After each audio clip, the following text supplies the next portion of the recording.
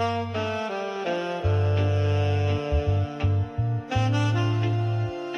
Hotspur have appointed Thomas Frank as their new head coach. And the consistency and the players know the patterns. But of course I'm aware that we need to be flexible sometimes. You look what Thomas Frank has done over the course of 7 highly successful years, you can understand why Tottenham would be interested. Welcome into the Tottenham Depot. I am your host, Andrew. You can follow me at Stetka. You can follow us at Tottenham Depot. This is episode 248, and it's been a little while. It's been a little bit over a week since our last pod, and, you know, just a little bit of news during an international break for the men, a little transfer deadline action. The women started their season, and, oh yeah, the chairman left the club. So we are going to get into quite a lot of topics surrounding the Tottenham Hotspur Football Club this week. We've got Scott alongside. He's back with us. He's at Scott G. Bird. What's going on, Scott? Chilling. This is one of the episodes where we're going to cover more than anything we maybe have ever covered, and we didn't even play football on the men's side this week. So kind of a wild time. Is this like the second biggest thing that we've ever talked about besides the Europa League win?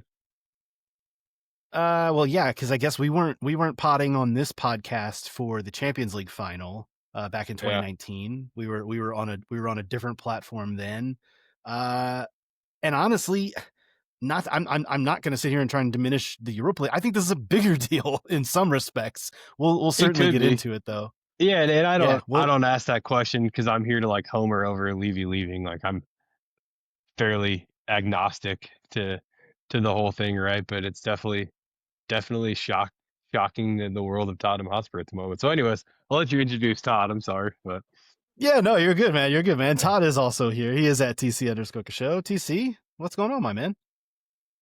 Any day, brother.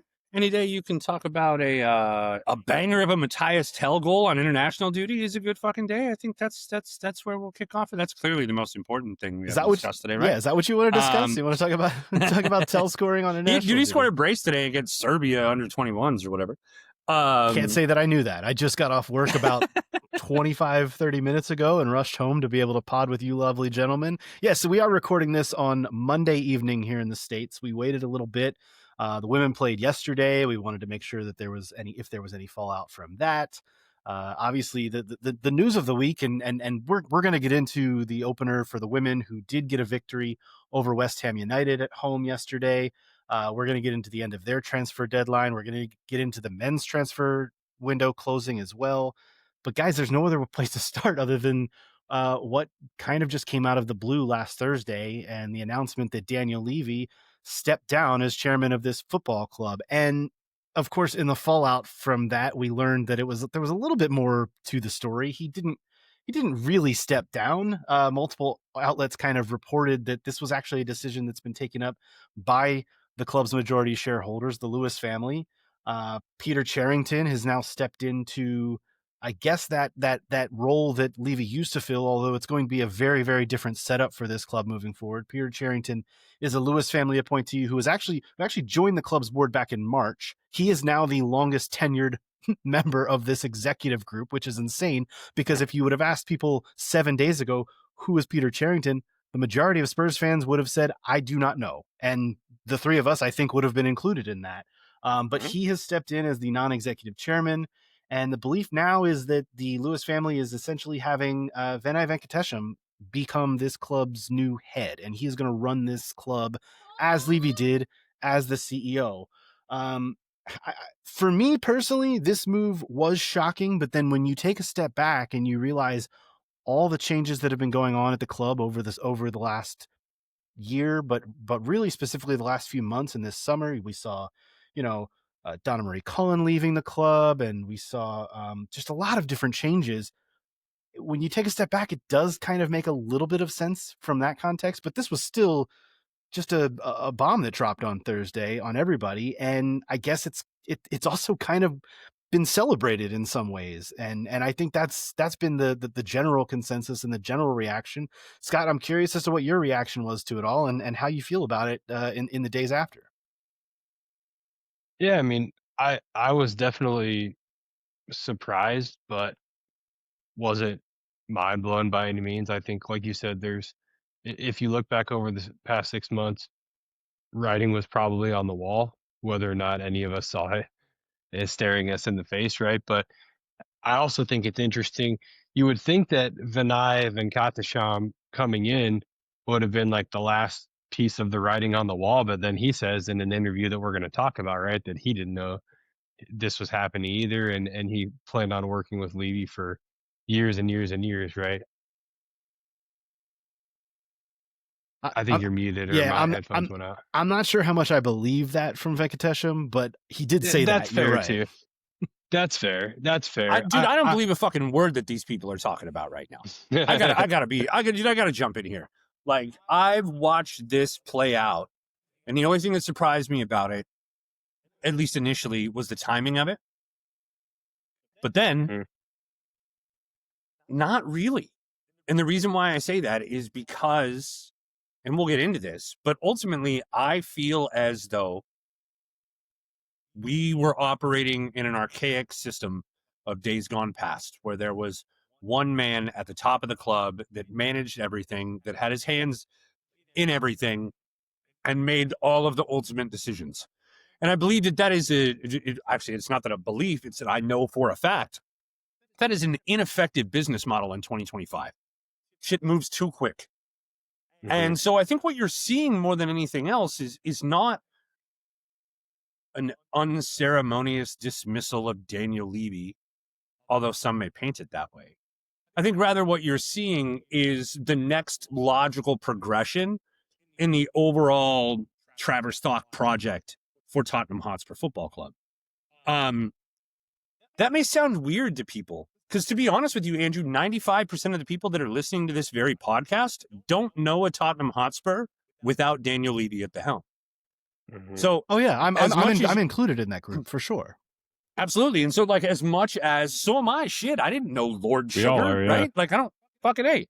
Like, so when I look at this, I go, you're going to have some people that are like, thank God the witch is dead, or, whatever, right? You're going to have people that are popping champagne. Daniel Levy is finally out of this club. We can have our club back. Well, Enix still owns that shit. So we'll actually see, where the rubber meets the road. But I think that the double-edged sword of Daniel Levy, like the conundrum that is Daniel Levy, boils down to this. He's a Tottenham fan, which we're not going to get a Tottenham fan out of the next ownership. It's just not going to happen. Like, it'll be great if it hangs out with, with Enoch and whatnot for a while. The Lewis family and whatnot supposedly have a more vested interest in the footballing project than, their father did. But we'll see. I think ultimately what you're going to see out of this, though, is stumbling blocks have been removed because of the changes that have been made over the course of the summer. Stumbling blocks have been removed to take Tottenham Hotspur from where we currently are to where we have the ability to be. And I think, Andrew, Daniel Levy laid the foundation for greatness at Tottenham Hotspur in the 21st century. And ultimately, history will remember him largely for those positives. So I think you're 100% right, and I think that's something that needs to be double clicked on here, because Daniel Levy leaves this club in a wildly better spot than he found it. Oh, like, yes, like 200x a better club, a more globally recognized brand. And I know people scoff at that and they just want the football to be good, but it is really important to have your house in order in terms of world football. And Daniel Levy kept the house in order. He built a stadium, not he obviously, but he got this stadium built. He got a media center built. He got a training center built. He got so many different things done for this club, and should be, and I think ultimately will be looked at in a positive light for all of that. The problem, and you brought this up, was the micromanagement, and that he was basically trying to do the job of 2, maybe even 3 different people. And now with this new structure, you're going to have Peter Charrington, who is the word that's been used by Venkatesham is empowerment. He's there to empower the other players in this group specifically Venkatesham, to do the best work that they can do. And I think that when you get football people making football decisions, that's the best place we can be in. When we don't have Daniel Levy micromanaging every transfer and trying to be a football person when he is not that, I think that's a positive thing. Right. I agree. I don't think it could be anything but a positive thing to put football people in a position to make football decisions. Daniel Levy, for all of his brilliance, and it's truly brilliance, Scott, for all of his brilliance in the boardroom, is an absolute dunce when it comes to making footballing decisions. And I think that the biggest knock that I have on Daniel Levy's style is that he's reactionary. And I don't want that out of the person making the footballing decisions at my club. I want to have a plan that people execute on.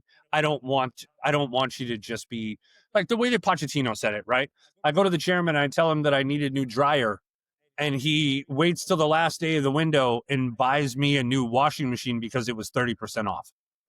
And I mean, that's really what we're looking at on a lot of the things that we've seen Daniel Levy do from a footballing standpoint. And it's left Tottenham fans, especially in the last 10 years, it's left Tottenham fans with that feeling of what if we could have pushed on and signed some players in that window and not sold Dembele to China in the middle of a Champions League run and actually cracked on?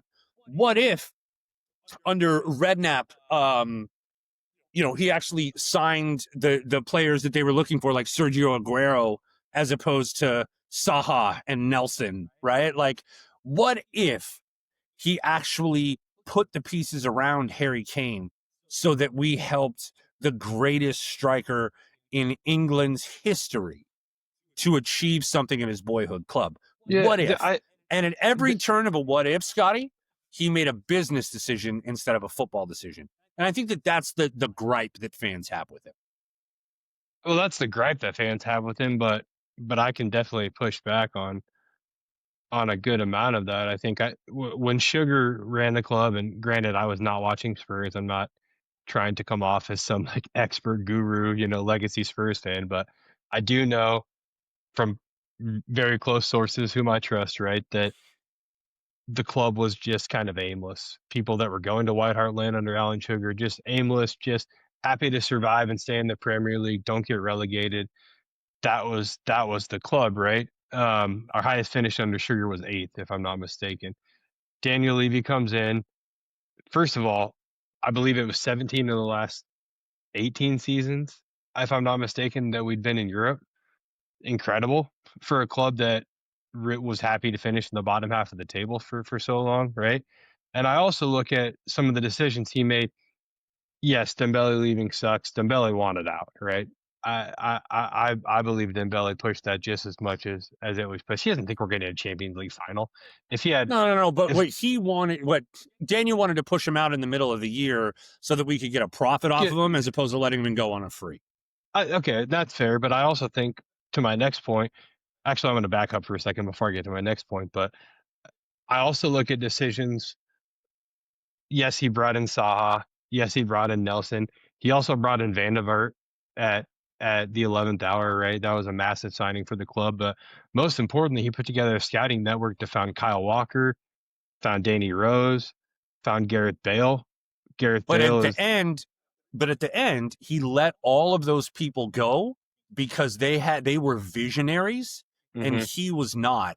If you listen to, I can't believe I'm about to credit this guy on my pod right now, but if you listen to the Athletics podcast, that guy named Jack actually went through a list of all of the incredible football people that Daniel Levy had hired and then let go at Tottenham Hotspur for creative differences, basically. And they're some of the most brilliant and successful minds in football today. I believe that. What that says to me, Scotty, is that ultimately it was more about Daniel's ego than it was about the success of the football team on the pitch. And that's ultimately why he had to go. Yeah, but okay, I'm not going to push back on any of that, but my next point in my tirade there was that he, I think, arguably put us in a position to be able to be successful in 2019 but I think more than anything, and he didn't take it, right? But I think more than anything, he understood what taking on the debt of 1.3 billion does to a football club, right? And how you have to be proactive, especially having the foresight to understand PSR was coming.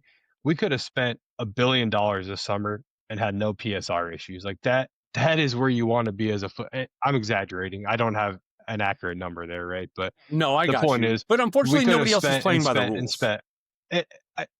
Yes and no. I agree with you. Um, but I think what Daniel Levy has done for this club is put it in a position to where he can step away or be forcibly removed, right? Replaced by somebody who's better at the footballing side and leave us in a position to be able to actually benefit from that and capitalize on that. And I also think in 2019, when we could have kicked on and did it, I firmly believe that there was a very detailed plan to take us into the new stadium, and Pochettino crushed every single expectation and goal and put the club in a position where they're like, oh, fuck, like we could go and win things, but our plan tells us we can't do that right now, right? And that's, who knows? Spending the money doesn't mean you win things, right? That's part of it, but No, but not buying anybody for 18 months also pretty no much doubt, ensures you don't win things. I agree 100%. I mean, we're taking away a possibility, right? Is really what we're doing in this scenario, and that's all it is, a possibility, right? I I think there's an argument. Would it have been more important to win a Premier League in 2019 or be in the position we're in now to bring in somebody who, again, is more, I guess, acclimated? That's not the right You word, know, but just in tune with the footballing side of things, right? And actually benefit from that. I don't know, but I think ultimately I'm going to tip my cap to Daniel Levy, and like I said, I was pretty agnostic to this whole thing. I'm not here to celebrate. I'm not here to kick the wall, but I think Daniel Levy did a really good job, and the club will benefit from the work that he did. So that's all kind of the wrap up of it. I think what I'm most interested in now is, you guys mentioned PSR, and so did Van Venkatesham, because what's going to happen now is it looks like this club is going to get some real, like the Lewis family, it sounds like really want the success on the field to now be on the upward trajectory, which I mean, look, duh. Like we could all just shrug our shoulders and be like, okay, well, we would have taken that for the last 10, 15, 20 years as well. But if we're going to start now, like, let's giddy up. Like, let's all get on the horse and start riding. And with Venkatesham bringing up, the PSR regulations and everything, like the financial part of this is, I'm trying to contain a little bit of my excitement, because it does kind of sound almost like this team is now in a position where it can just start knocking some heads and just really making an impact. And we saw that in this most recent summer window with some cash being spent.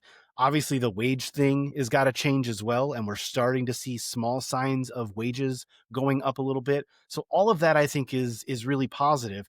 And I know too that there were all these reports of a takeover too, and that has been firmly and soundly shut down by the club. Go ahead, Todd. Yeah, I know you don't really buy it. No, of fucking course they said we're not selling the club because they have all the cards. So if they come out and be like, we're looking to offload this shit, well, people are going to hit them with lowball offers. But if they're going here like, oh, hey, $4 billion entity out of an $80 million investment. Yeah, man, let's check this out. This is pretty cool over here. And well, then, you've got a Qatari or a Saudi entity that comes in and has to pay $5 billion for the club instead of $4 billion. And that makes everybody happier and richer. And so ultimately, I think that is the direction that we are headed. It's hard to look at this entity and say that the Lewis family and Enoch and Tavistock and all of these things that are essentially the same, it's just been a rebrand, basically. It's going to be hard for me to say that they're not just setting this up to sell based off of the fact that this is a fucking investment company, right? Like, this is an investment firm. This is what they do. They buy shit. They turn it into something that's way more profitable than it was when they bought it. And then they sell that shit. So I don't understand why this would be any different, or why somebody would think that this is any different outside of, let me qualify that, the hotel plans that they've got set up there. I think that owning the land around the stadium is so critical, and being able to develop that and sell a developed property in addition to that actually is the difference between that, $4.5 and $5 billion valuation. So I don't know, Andrew. Well, and on that note I too, can't. Todd, Oh, go ahead, Scott. sorry to interrupt you, but I also want to just, I guess, bring up or point out Daniel Levy did not leave Enoch, right? He was removed from his position at Tottenham Hotspur Football Club, and I would assume he goes on to help Enoch continue to make this pseudo off football portion of this brand more profitable too, right? Or I at least 100% something for agree. Enoch. He owns 29% of it. I mean, it bodes, well for his own interests to continue doing what he's doing. And we have all sat around and pontificated about the fact that Daniel Levy is an incredible businessman, and like he's done and can do so many different things for this club that'll be incredible if he just left the football to the football people. And my guy couldn't leave well enough alone. Okay. Yeah. The other two pieces about Daniel Levy that we have to talk about before we leave him is that he tried to move the club to Stratford in the early 2000s before the West Ham move and all of that.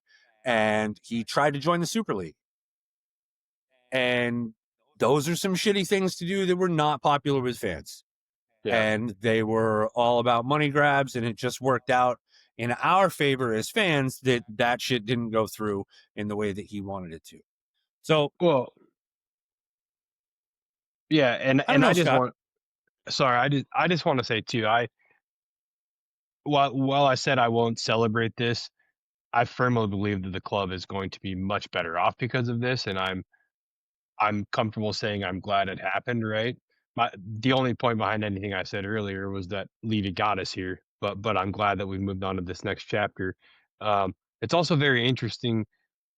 We've heard for so long the only person that can remove Levy is Levy, right? And he's not going to leave the club because only he can do that. And obviously, we all know the case. Until it happened, right? Well, I think it's fair to say. Ahead, I think it's fair to say that Levy got this club as far as he could, and now it's time for someone else to pick the torch up and run with it. Exactly. Yeah, there's a great book in business, Scott. But it's what got you here won't get you there, right? And it's essentially where we're at. You got to change things up. You get to a plateau. A skill set of an individual kind of levels out at a certain place, and then you have to get an individual to hit that next level. And that just happens. Well, so and honestly, there's every reason to think, like, I don't think this actually happened, but if someone would have told me this plan was put in place in 2018, Levy was always going to take us into the new stadium until things were stable and producing revenue, and then someone else was going to come in, I think everyone in the world would have probably believed that plan and thought that it was a pretty solid plan, right? So I think things are okay here. Also, real quick on the point of selling, I don't think you're off on that, Todd, but I still think it's quite a ways down the road. And that's probably why we're seeing these statements 5, 6, 7 years, whatever you want to call it, right? But which is an eternity in football, by the way. That's a long time. It is. But if you look at the situation, we just became super profitable again after taking on over $1 billion in debt of that new stadium. Tottenham Hotspur can essentially print its own money at this point, right? We're the 9th richest club in the world. Yeah, it's insane. Like and I take that from a really good friend of mine, right? Who said Tottenham Hotspur can print money, and I completely agree. Tottenham Hotspur can print money right now, and all the non-footballing things that are happening at that stadium itself is the best stadium in England. It's not the largest, right? That would be Wembley, but it is the best stadium in all of England. I just think that they're a smart enough organization to understand, yes, we will sell this, but we need to sit tight for a little while because, again, we're going to be printing money and we're going to watch a brand continue to grow and grow and grow. You add a Premier League title, you add a Champions League title to Tottenham Hotspur, the branding this club has, that will pay an extra billion and a half. Yeah, you can't put a price. You can't even when you put go a sell the price. club. You're right. Yeah. I want to leave you guys. I want to leave this conversation with one question to you both. how long will it be until we get Venkatesham out protests? Christmas. And can the folks that organize the Levy out protest, can they switch from spelling? I know you can spell Levy. Can they spell Venkatesham to get it on the posters? That's my question. It will remain Enoch out, and they'll just say, new boss, same as the old boss. Yeah. I'm excited, guys. I'm excited. Look, I know there's a little bit of awkwardness in the Venkatesham of it all because he came from Arsenal and he did such good things there. Like that does make this a little bit like okay, but I want what he did there to happen at Spurs only because it's an upward trajectory and it's a positive thing. And I think it's also important to note what he did with Arsenal's women's team. And I want to see that for Spurs women as well, because the gap there is wider than that is a Grand Canyon sized gap there between those two clubs. I do want to talk a little bit about Spurs women and get into that. They did win their first game, I mentioned yesterday at home to West Ham. It was not a great game. Let's just be honest. There was some chances here and there, but for the most part, these teams were pretty level. Beth England gets a penalty that was drawn by an Evelina Summanen, drawing the foul in the box. England comes in, converts it in the 86th minute, and Spurs walk away with a 1-0 victory. I don't know that you can learn a lot from this because the competition is obviously it's good that Spurs were able to beat West Ham because that's kind of the level competition in the WSL this season. But this was the club's first win since the month of January. Like that is something to note, and it's important to note that. It's a hard-earned victory, and say Levy. I'm excited that they won, and I want to see them kick on. The conversation around the women's team has to be larger and more big picture as we go through the season, because that is kind of what we're facing. You're facing a WSL that's going to start expanding, and relegation is going to become more of an issue than it potentially even could be this season if things don't really go all that well. Scott, I'm interested in your thoughts on, wherever you want to take this. The first game, I do want to wrap up their transfer window as well, because it was not a good transfer window, if you ask me, for Spurs women. It was a very weak transfer window in which they only brought in 2 players, and one of which came in on deadline day last Thursday. So take this where you want to run with it with Spurs women. Yeah, I mean, the first thing I'll say is Venkatesham was there, so we can close out that new leadership conversation to say that's a good positive start, right? We need and expect more than that, but that was good to see. And as you mentioned, he does have a track record of growing women's teams and making them more, dare I say, like equitable, right, within the organization. Arsenal pretty much plays all their matches at the Emirates nowadays, right? And we certainly need to get there because the crowd just really bummed me out at Brisbane Road yesterday. It was kind of a small group for the season opener. So Venkatesham, do your thing, please. But to the footballing, the first thing I'll point out is that statistics can get in the bin. We don't need match ratings. We don't need statistics. It's all bullshit because Toka Koga 4.7 was her official match rating. I thought she was really solid. Where did you see 4.7? I saw higher numbers than that. Really? Me too. I thought the defense in general was very impressive. Yes, the defending was very good. Yeah, honestly, Koga was really good. Whatever her match rating was, whatever. But yeah, I thought she was fantastic. Just a calm, steadying presence at the back, which the center back pairing has been begging for the last 12 to 14 months or whatever. On the women's side, I thought Hunt was solid. I was nervous to see Rybring start. You and I talked about that, but we got the dub, so whatever. I thought Spence and Summanen were both serviceable. Jess Naz was lively, especially in the first 10 minutes of the match, right? She really came out flying and ready to rock. I was a little bit bummed out by the debut from Dennis. I was excited. 19-year-old played on the right side, right? And just again, 19-year-old. So I'm not at all painting a negative light onto Dennis, but just very, very timid. I thought missed a lot of pretty obvious runs.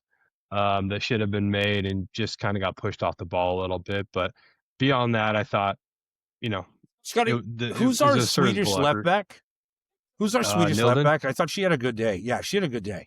Yeah, Nilden's always solid. I think Nilden's like Ben Davies, but maybe just a little bit higher with the rating, right? But she's always going to be like a lot quicker than Ben Davis too.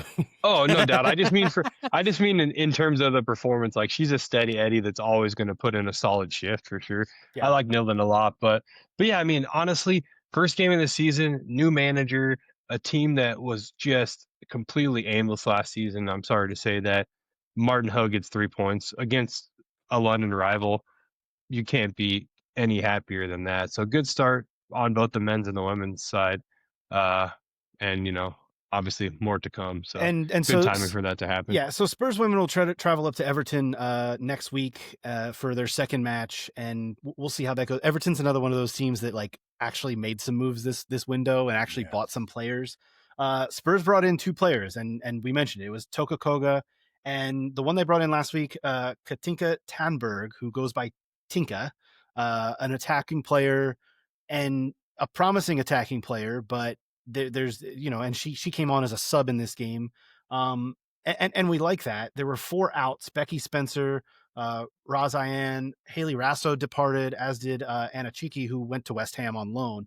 The window was a real disappointment on the women's side, just because there was not enough investment, pure investment. And I think the bigger problem I have with that is that a lot of the other WSL teams around Spurs, not just the big clubs, but even the ones around them, the West Hams, the Evertons, Liverpool, like those kinds of teams made moves, whereas Spurs did not. So we'll have to see what January brings, because hopefully it brings more players in and more quality in. But from the women's standpoint, that's kind of where we are. And I think I'm not trying to put too much on Vinay Venkatesham. He cannot just wave a magic wand and fix this, but money can fix a lot when it comes to, if you invest, the product can get better. And I hope that happens on the women's side. Anything else we want to get out about the women before we move on to, because we also do need to talk about the men's side of things, because their transfer window wrapped up as well. I think that Everton match is going to be really telling for the women. I think that's going to be a really good early season indicator on what type of club they are. Well, and those are the types of games against those types of teams that they need to get results in if they want to, I'm not saying that they're going to be challenging for top half of the table, but honestly, from 5 to 10 or 11, like the gap is not that big. So you can get to the top half just by being kind of the best of the rest. That's a conversation that we've been having for years about, just kind of the way that the WSL is laid out. And unfortunately, you cannot rely on the newly promoted club to get relegated, like happens so often, because London City Lionesses have dumped more money into that club than anyone. And I know they got smacked around this weekend by Arsenal, but they still look really promising. Arsenal's really fucking good. Arsenal is really fucking good. And unfortunately, I think they may challenge Chelsea for the WSL this year, but we'll just have to see how that plays out. Guys, let's round up the men as well, because the men's transfer window did close last week too. We got a few departures. Let's grab onto those first really quick. Fare thee well to our beloved Brian Heel. He departs after 4 years to Girona. Salute. I don't know what the hell Spurs were doing for 4 years with Brian Heel. I don't think they knew what the hell they were doing, but that is finally, we can close the book on that. Yeah. I just want to say they were waiting for him to grow into his man body, and he never did. Right. I don't mean that disrespectfully. I mean that factually. Like, we bought him as a 19-year-old kid, and he had a ton of potential, but he was slight and short. And we're like, okay, that's fine. He'll grow in, and he still looks exactly the same. I don't mean that disrespectfully. Little more hair, but mostly exactly the same. So I think Girona is a great fit for him. And if he's a late bloomer and, in 24, 25, he actually grows into a man body, like, he'll be at Girona. So it's he's got a pathway back to the Premier League through Man City. And then the other one is Manor Solomon, who goes on loan to Villarreal. Manor Solomon was always one that I was like, I guess he's going to stick around, because Thomas Frank seemed to speak well of him, but he goes on loan, and I don't really know what the future, if there is a future for Solomon at Spurs. He will be able to face Spurs in the Champions League when they play Villarreal, which is interesting as well. So maybe that's a little bit of motivation for him. But between both Heel and Solomon, I'm not sad or broken up to see either of them depart. No, with all due respect to both players, kick fucking rocks. Steve Parrish did some shady stuff at the last minute having to do with Manor Solomon, who wanted to stay in the Premier League. I was surprised that he didn't go back to Leeds. Was very, very surprised about that. But I mean, maybe he was like, "You go to Leeds." I don't know. Well, and there was also a move by Palace late in the window. We thought he might go to Palace. Steve Parrish too. at Palace Right. is the one who, like, we were there up until the last moment. Daniel Levy pulled some Daniel Levy shit, and Steve Parrish was like, "Nope." Yeah. In terms of the incomings, Todd, you and I spoke about Xavi Simons coming in when we did our last pod. Scott has not had a chance to chime in on him, but then the other one that comes in too at the last moment is Kolomoani comes over, and that's a move that when it was made, I'm obviously I'm fine with it. I'm on board, but I question whether or not that was a move that was made because we don't know what's going on with Dominic Solanke, and I'm a little nervous about that. But Scott, I'll let you take the reins on this. Give us your thoughts on Xavi, obviously, and then Kolo Muani. Obviously, the attacking threats for this club now are present and accounted for.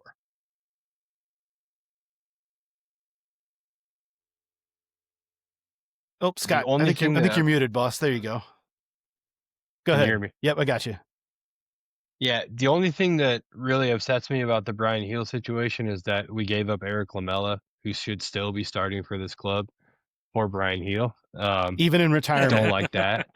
Yeah, exactly. Even in retirement. He should be coaching at Spurs because he's coaching at Sevilla. So anyways, Brian Heel, all the best. But yeah, Xavi Simons, I'm super, super stoked about this signing. I personally think that he's got a much higher ceiling than, and when I say ceiling, obviously Eze is a little bit older, but just in terms of like what they could do for Spurs, I think he's got a higher ceiling than Eze and a higher ceiling than Morgan Gibbs White. I think at times Xavi Simons, can feel like the third option out of three, right? Because we were targeting Premier League players, and I understand why Morgan Gibbs White and Eze were targeted prior to him, right? But I think he's a fantastic footballer. I think he fills multiple holes for Thomas Frank. He can play as a 10, obviously, or as a left wing, and even can play right wing if asked to, right? It's not often, but just a fantastic footballer who I think will be more keen on creating through passing than driving and dribbling, which is more of that Eze profile, right? So anyways, I think Tottenham tripped into the best situation they could have ever found themselves in to begin with, and I'm really, really happy about Simons. Sorry, Todd. 100% agree. No, you're completely on board. Like, we had Simons picked out. Like, he was definitely on our radar. But all signs, the whole window pointed to him going to Chelsea. Mm-hmm. And Chelsea never pulled up to make it happen. Yeah.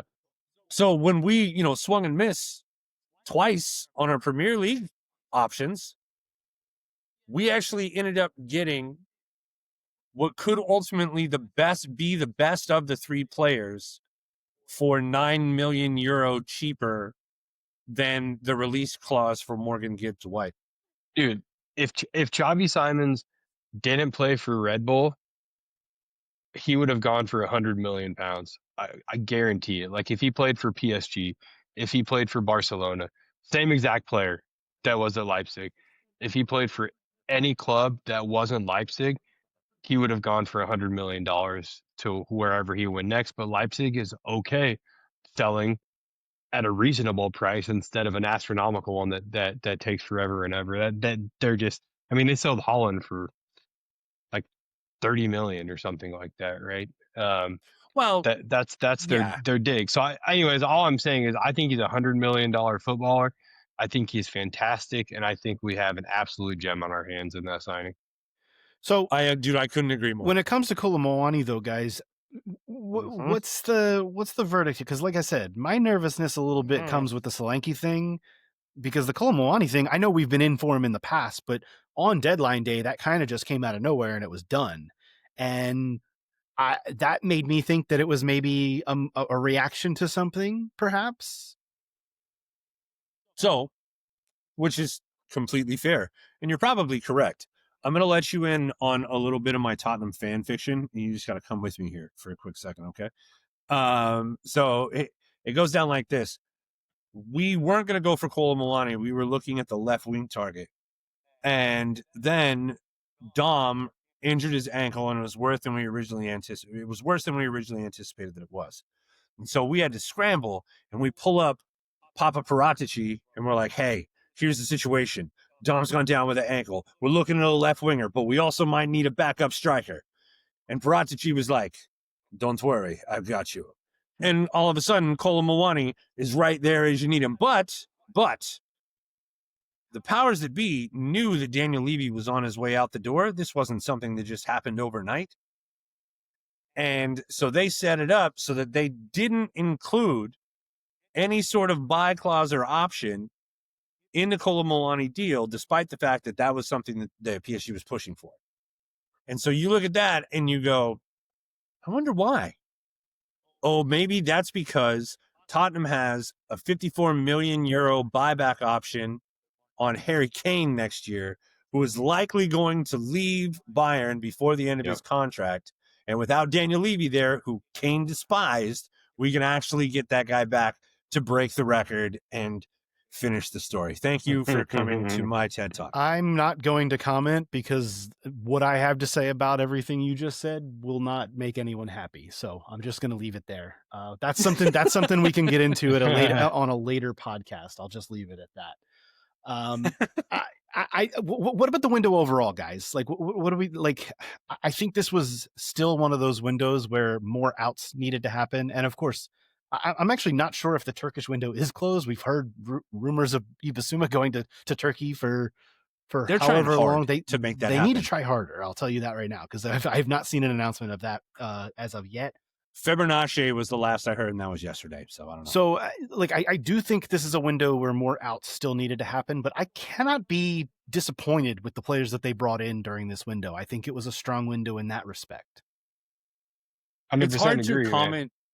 It's hard to comment, I think, on the window, Scotty, because we still haven't seen two of the guys actually suit up and play a game. Right.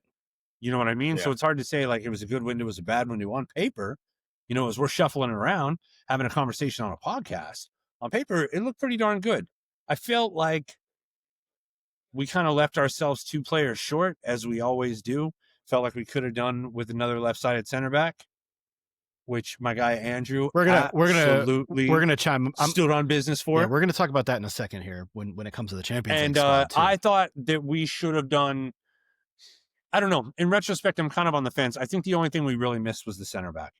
And the reason why is because the other thing that I would say is that, well, you know, we probably should have got another proper left winger. But then at the same point in time, I'm looking at it and I'm going, well, then that blocks the path of everybody that we've already spent a bunch of money on. So Odebear and Tell and Mikey Moore and, Brennan Johnson. Like, we got to find places for these guys to play.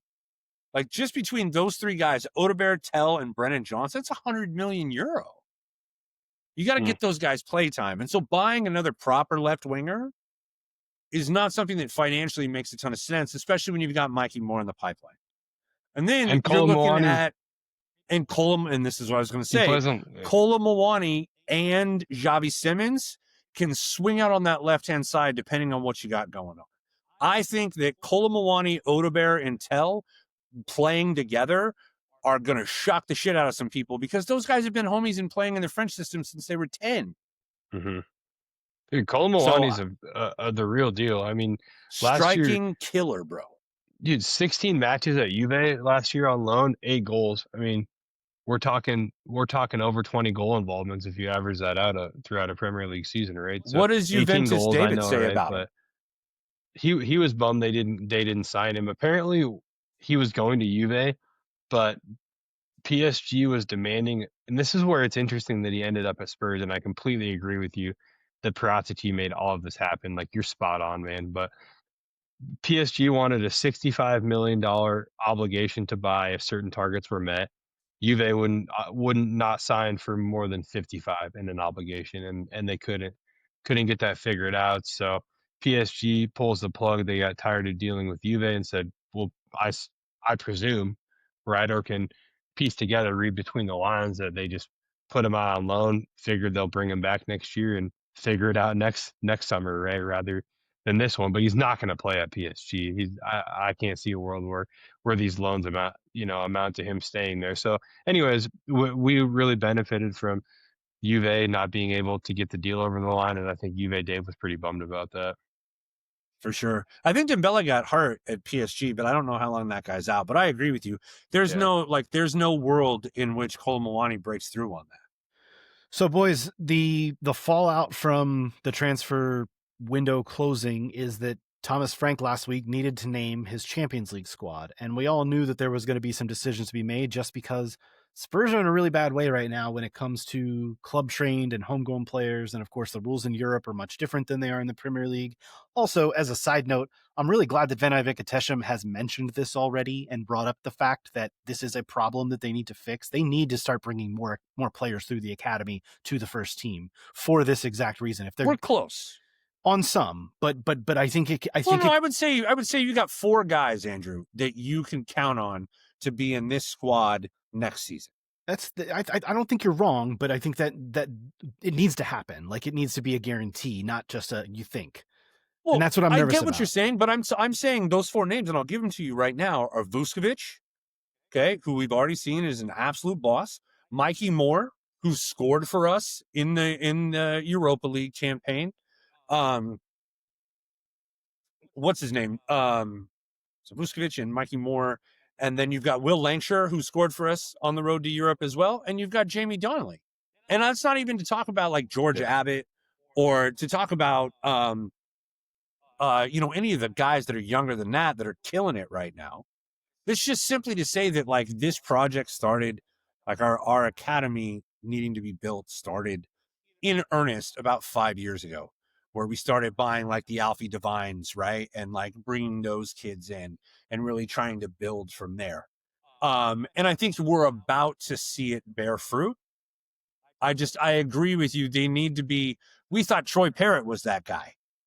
And Troy Parrott killing it in the Eredivisie. Yeah. Shout out to that guy, having a great career being a Dutch football player. But we've got that kid, the other Irish kid from St. Pat's, Mason Melia, that's supposed to be the greatest Irish striker since Robbie Keane. So we'll see, man. Yeah. There's stuff in the pipeline. I agree with you. You just you need those plants to start bearing fruit sooner rather than later. Brandon Austin is currently the only club trained player in this squad, and that's your third goalkeeper. That's a problem, and obviously it meant that Thomas Frank could only name 22 players to this team instead of 25 for the Champions League. So all the more reason for Harry Kane to come home. Again, that's bait, and I'm not biting. So Thomas Frank had some decisions to make, obviously. Some of them were easy. You're going to leave off James Maddison. You're going to leave off Dejan Kulusevski for the first half of the Champions League campaign because they're injured. They're not going to be back. Radu Dragusin, who ironically enough just started training on the field this week, was also left out of the Champions League squad. He's still probably a ways away as well. The new signing Kota Takai was also left out as he's struggled with a foot injury we haven't seen any of him yet. Plantar fasciitis is a bitch. Right. And then Yves Bissouma was obviously the other player left out because we think he's departing. But then the biggest absence from the squad is Matisse Tell, who was left out after joining permanently for this summer. And that's a little bit awkward because you would like to have Matisse Tell in this Champions League team. He's a player that has Champions League experience, but the numbers just weren't there. I'm curious as to what you guys think. Was this the right choice? Was there another option you would have gone with? Where do we sit with Tell being left out of the Champions League squad? Yeah, I mean, the first thing I'll say is there are going to be people coming out wondering why we brought 3 keepers, right? And you have to. Yes, it's a rule. You have to. 3 keepers. You have to actually. You have to. Yes. But that was kind of one of the first things I saw, right? But I will say, Scott, and not to interrupt, the one option would have been to leave Kinski off and bring another a younger goalkeeper because you would have saved yourself a foreign-born player spot by leaving Kinski off. That was an option. I don't know that I wouldn't have gone that way, but also I get why he didn't. I'm not trusting Brandon Austin in the Champions League campaign, but I trust Kinski if it comes down to it, and that's just a sensible decision. So yeah, anyway, just get that one out of the way. Ultimately, I think he did the right thing. I know there's people that come out and say, "Oh, this means he's not a Tell fan," and blah blah blah. No, he had to make a very difficult decision. What I believe was Tell or Odebear, and I think if you look at Tell, he's probably best as a 9. Not saying he's sufficient as a 9 in England yet, but that's probably his best position, and he can play as a left wing fairly well. We're hearing a lot of things of that's what we brought him in to do, sure, right? But if you go back to his time at Bayern, he's a 9 who can play left wing if asked to, right? So at the striker position, you have Solanke, you've got Richarlison, and now you've got Kolo Muani. On the left-hand side, um, you've got Xavi Simons now, who, again, probably plays as a 10 fairly often. You've got Kolo Muani.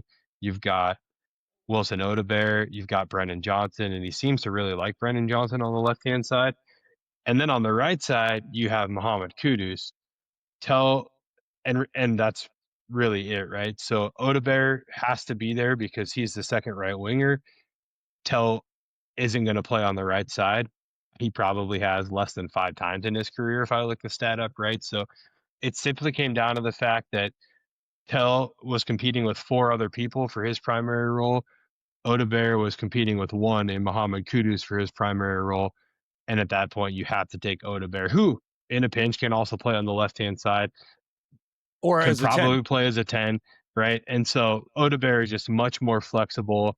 The sensible decision, if it came down to Odebear and Tell, which I believe it did, was to take Odebear, and Tell is just unfortunately the victim of some mismanagement from the club that we've already talked about a little bit. And here we are, but there have been guys who have been left off squads, maybe one Jed Spence, right, and came back with an absolute vengeance. And there's every reason to think that Tell will become a better footballer from this seemingly, or what you would assume was a pretty shitty experience for him. No, I absolutely agree with that. He, if you have the quote, he basically said, yes, of course, it's disappointing whenever you're not picked. It's a bummer. But the coach's decision is the coach's decision, and all you can do is, work hard to be ready at the next opportunity. He said it's all the right things that you want a mature player to say. A guy who speaks well beyond his years, as we learned last year when he was the one going to see angry fans and telling them that we all have to stick together, even though he was a lone player. We forget this kid's 20. Uh-huh. He is not ready to be a 9 in the Premier League, but he is absolutely, in the old days, he would have been a wide forward, right? Like in a 4-4-2, he absolutely would have been a left side wide forward, and he would have been a boss, right? Like think Jermaine Defoe. And like he absolutely has the ability to be a game changer for this club, but he needs regular minutes. And I think the reason why Frank did this is we've got cup season coming up, in addition to all of the games that we've got in the Premier League.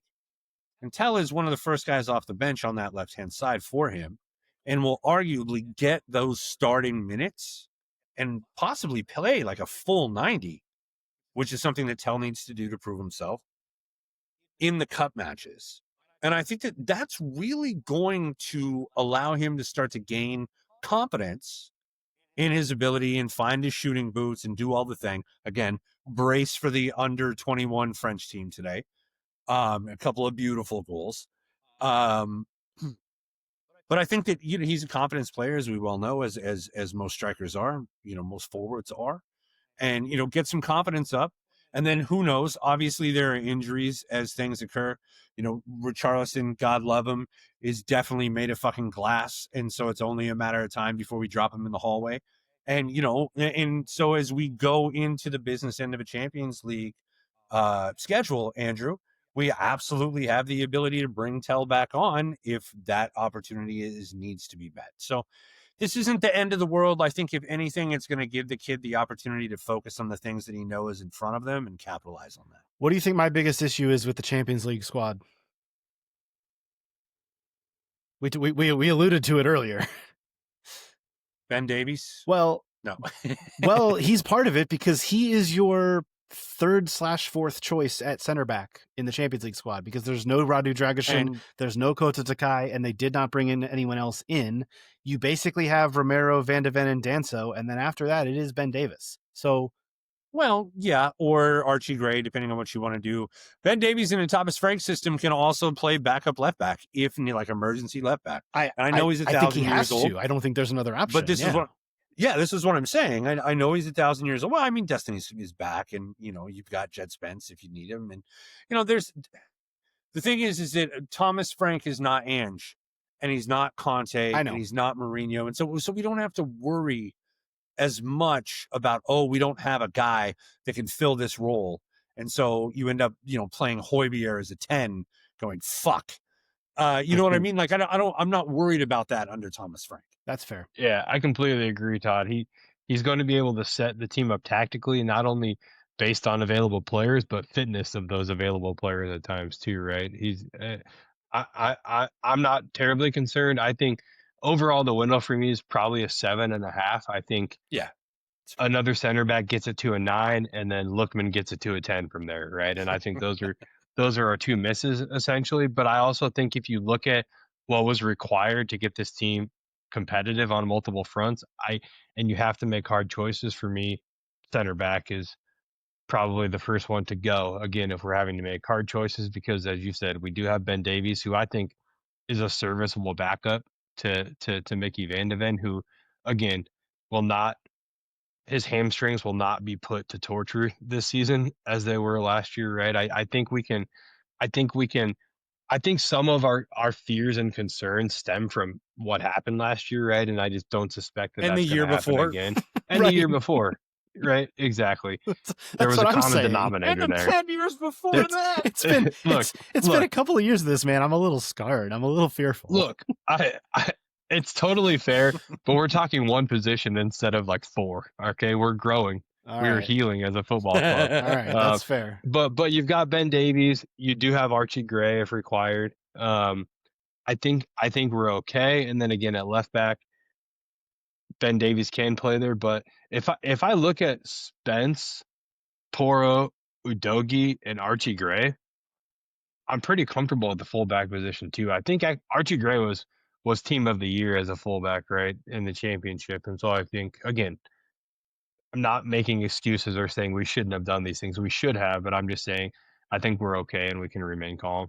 It's hard to believe, but Spurs' next home game will be in a week, and it will be in the Champions League against Villarreal. That is right on the horizon. It is next Tuesday. We're recording this, as I mentioned earlier, Monday night, but as most of you are hearing this, the Champions League is a week away. So we'll get to jump right in on it next week. Of course, Spurs play away to West Ham this weekend in the Premier League, and then Champions League is next week. We are diving right headfirst in. So we're back, boys. We're back. It should be pretty exciting. Guys, quickly before we get out of here, I did just want to bring up the fact that look, this is a conversation that we like to have, but Spurs did bring out their 3rd kits finally and released the yellow kit with the throwback badge. Any thoughts or opinions on the new kit? We saw it in action for Spurs Women in their final preseason tune-up. We have yet to see the men wear it in a game, but I have to imagine that'll probably happen in the Champions League at some point. Yeah, of course. The not only Tuesday. thing that I don't like about not Tuesday. That's a home match.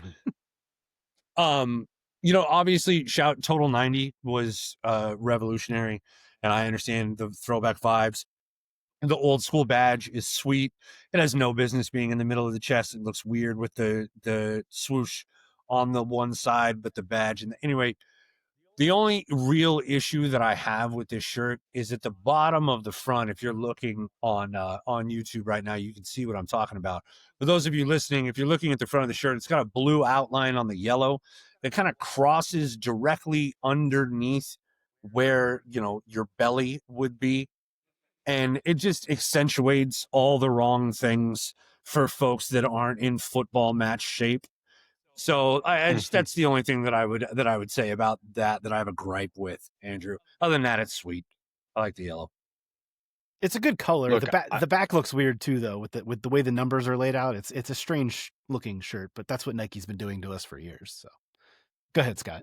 Yeah, I know one person that will like this kit, and yeah. maybe just one person only that I know that will like this kit. And Oh, you guys both know this Dakota. person very well. Dakota likes all kits that are not normal looking. So, we love you, Dakota. But no, I think if the badge isn't in the center, it immediately improves the kit. I agree with Todd. The not only the line across the belly, but even at the shoulders, like you just don't need those. You can remove those and things would be fine. And then the blue nameplate on the back is just bad.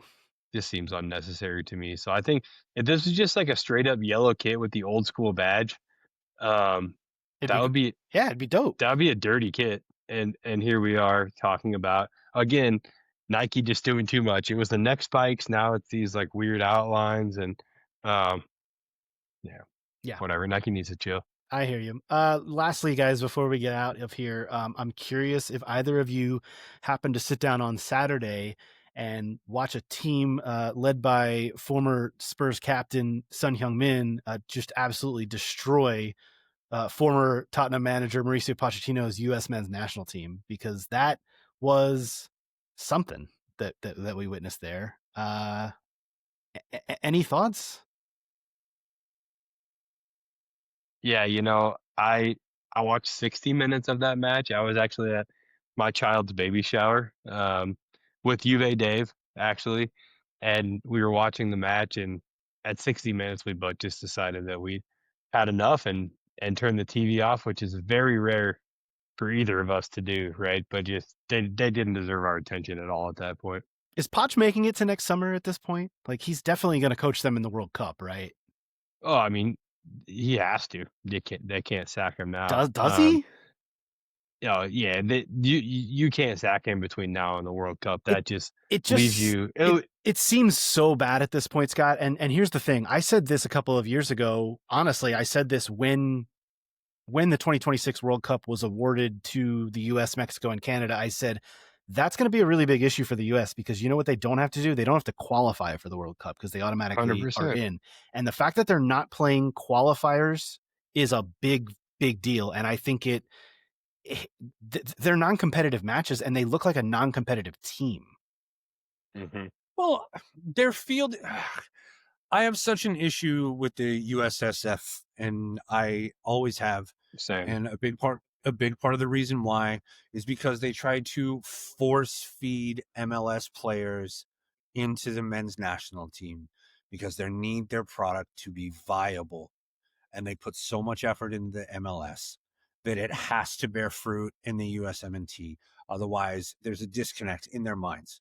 Instead of just wanting us to field the best team possible, instead of recognizing the fact that the best players in this country's history are playing soccer right now in Europe, they're trying to have a conversation about how competitive MLS is. And I just want to flip over a fucking table at these guys and be like, dude, you literally have a manager who wants to play fun, flowing, attacking football. And we have the players to do that for the first time in our history, to do it both directions, play offense and defense. Now, our keeper situation is fucking dire, the worst maybe it's been in our whole lives. Used to be the only thing the U.S. could produce was keepers, and now that's what I'm talking about. Mm-hmm. Completely shit the bed on that. Anyhow, as you're looking at this situation with Pochettino, yes, he's going to make it till next summer, but it's not going to be pretty, and we're not going to like it. Plus, the other thing that really chills me about this is the kits they're playing in this year are sick. Like, they're really cool, and I don't even want to wear one because they're awful, bro. I'm watching this whole thing play out, and it's a little dark. I'm not gonna lie. I'm watching this as like a dark comedy because it feels like a dark comedy to me. It feels like I'm almost grinning, and I'm obviously, as an American, I want them to do well, but I'm also just kind of like I'm over this, man. I'm kind of just done with hoping that they're going to be anything. I don't care what manager you bring in. I don't care if they actually got Sonny to join as certain politicians wanted him to. Look, the Sonny goal against them was cool, and I know everybody's really hyped for Sonny being in MLS now, but like they don't have players of that ilk. They don't. They never have, and I don't think they will. And I'm like I said, I'm watching this with kind of a dark sensibility, if you will. Yeah, I mean, watching Poch with the USMNT is kind of like watching your ex-girlfriend with a guy you know is completely toxic. It's like sure, like I really but want somehow the the guy best for you, but I know this isn't going to work out well. And somehow the guy is making the ex toxic with her, like that's what toxic people the do. Toxicity Andrew. is bleeding through everywhere. It's just, yes, sir. The fact that Poch thinks he's making jokes about Son being like his son is his son. Like I watched that press conference and I was like, does he think he's being funny? Like, what's going on here? Is he? I don't know what's happening. It all felt very strange to me. I'm going to say something right now, and it's kind of an unpopular opinion, but especially for a Tottenham podcast, I don't think Poch is that good. He's not, dude. I don't think he's he's lost something for sure. I know that hurts you hearing it, Scott, but like I think he's that good, I think that's where we are. I think Scott's video's frozen just because you started shit talking Pochettino at this point. I think he might have disappeared from everything, which I think is a good sign for. That's understandable. Yeah. That is the Scott version of a rage quit. I think it's a good place for me to just move to wrap here. We are going to be back with you next week at some point, folks. Obviously, a lot of games to talk about upcoming. The games are going to be coming thick and fast. The podcasts, we will try to keep up with them as well. That will do it for this edition of the Tottenham Depot. Be sure to check out our episodes on our YouTube page if you have not yet, youtube.com/Tottenham Depot. You can leave us a rating and review on any of your podcast apps, wherever you listen. Go there, leave us a rating, leave us a review, help spread the word about the show. You can follow us on your friends. You can follow us on the socials as well at Tottenham Depot. You can follow Scott at Scott G Bird. You can follow Todd at TC_Show, and you can follow me at Astetka. But more and more importantly, follow us at Tottenham Depot on all the socials. We will talk to you next week. This has been the Tottenham Depot podcast. As always, come on, you Spurs.